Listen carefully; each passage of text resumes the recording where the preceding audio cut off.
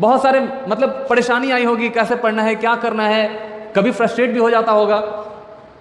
Failure भी उसने देखा होगा। फेलियर ऐसा नहीं कि वो एक बार में सब कुछ कर लिया, ऐसा कुछ भी नहीं है।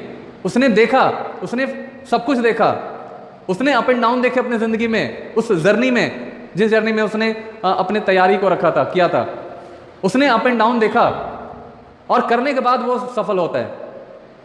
उसने पॉजिटिव भी देखा, नेगेटिव भी देखा। हो सकता है उससे बहुत सारा क्वेश्चन सॉल्व नहीं होता होगा, लेकिन बहुत सारे ऐसे भी क्वेश्चन थे जो उससे सॉल्व हो जाता था। ऐसे भी समय उसने देखा होगा।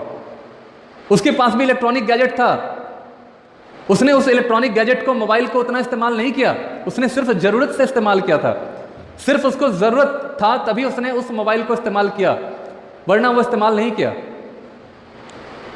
उसने फेसबुक चलाने का उसको बहुत मन करता था कि चलो फ्रेंड से चैट कर लेते हैं, फेसबुक देख लेते हैं, जरा फोटो पे कितना लाइक आया, चलो वो करके देख लेते हैं।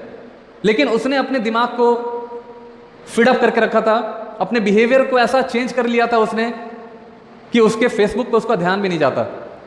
अपने बिहेवियर में वो काफी सारा चेंजिंग ला चुका था, जैसे कि उसको ना फेसबुक दिख रहा था, ना व्हाट्सएप दिख रहा था, ना उसको इंस्टाग्राम दिख रहा था, ना उसको कुछ फेलियर दिख रहा था, ना उसको फ्रस्ट्रेशन दिख रहा था, कुछ भी नहीं था।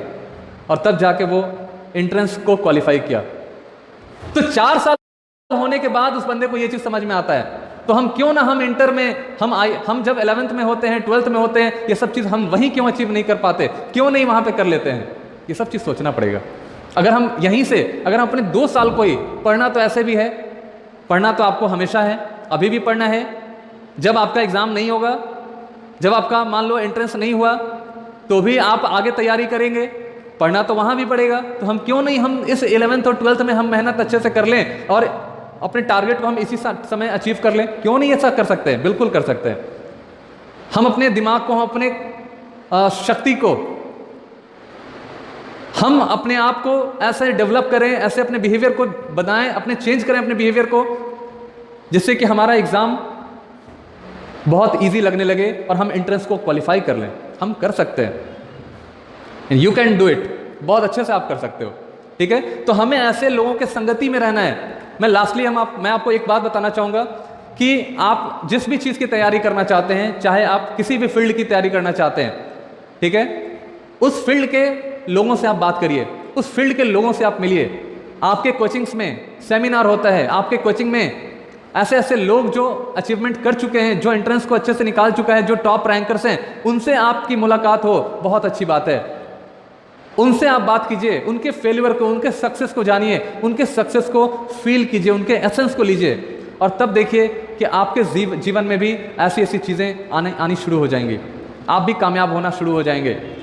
एक्चुअली हम घिरे होते हैं ऐसे ऐसे लोगों से, हम अपने आसपास के ऐसे ऐसे लोगों से घिरे होते हैं जो अपने ज़िंदगी में बहुत ज़्यादा कुछ कर नहीं पाते हैं, और उनकी बातों को हम ज़िंदगी भर समझते रहते हैं, सुनते रहते हैं, तो हमें रिजल्ट कहाँ से मिलेगा?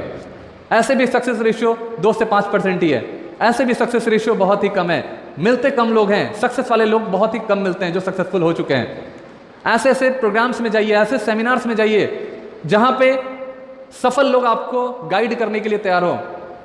उनका 2 मिनट भी आपके ज़िंदगी को बदल के रख सकता है, उनके 2 मिनट भी आपके जीवन में बहुत कामयाब बना सकता है। ऐसे लोगों से आपको मिलना पड़ेगा, ऐसे लोगों से आपको बात करना पड़ेगा, ऐसे लोगों के पास जाइए, आपको जाना पड़ेगा, कोई आएगा नहीं आपके पास, आपको खुद जाना पड़ेगा।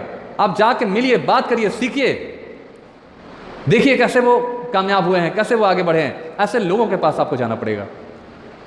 तो फ्रेंड्स, मैंने आपको इन सारी चीज़ों के ऊपर बात किया, मैंने आपको बताया कि इन